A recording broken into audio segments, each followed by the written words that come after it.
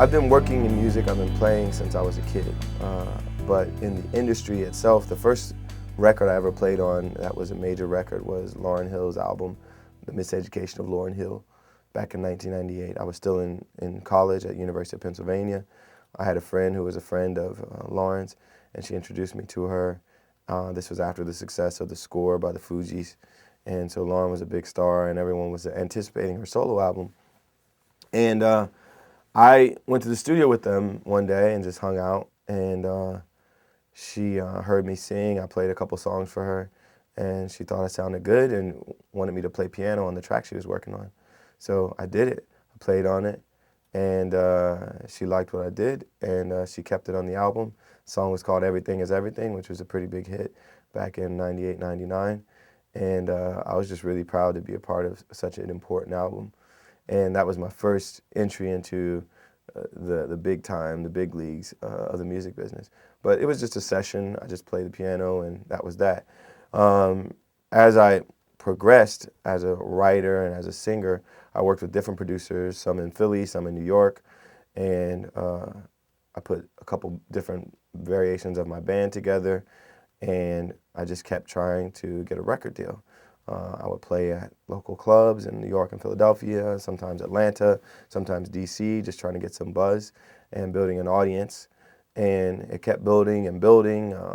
A couple years into me living in New York, I met Kanye West, who at the time was still an unknown producer from Chicago, who had just moved out to the East Coast. He is the cousin of one of my good friends, Devon Harris, who is also a producer and one of my classmates from college. And we started working together, Kanye and I, and I think that was the biggest difference maker in my career. When I started working with him, his star was just starting to ascend, and I kind of hitched on to that.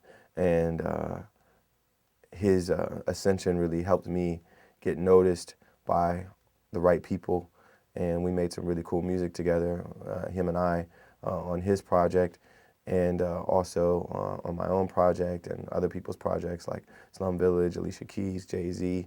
All these things were happening before I got a record deal, and they were helping me get the buzz and the energy around my project that I needed to get a record deal. And finally in 2004, I signed with Sony through Kanye's imprint, and I released my first album, Get Lifted, in December of 2004.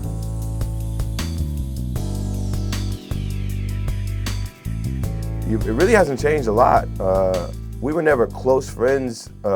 In the beginning, it was more of a professional relationship that developed into a friendship, and we're still friends, and we still, joke around the same way we did before. We still work together in a similar way that we did before, and I think we still have a respect for each other's creativity that we did before. And I believe Kanye is one of the most important creative minds in music right now, and I'm excited to still be able to work with him.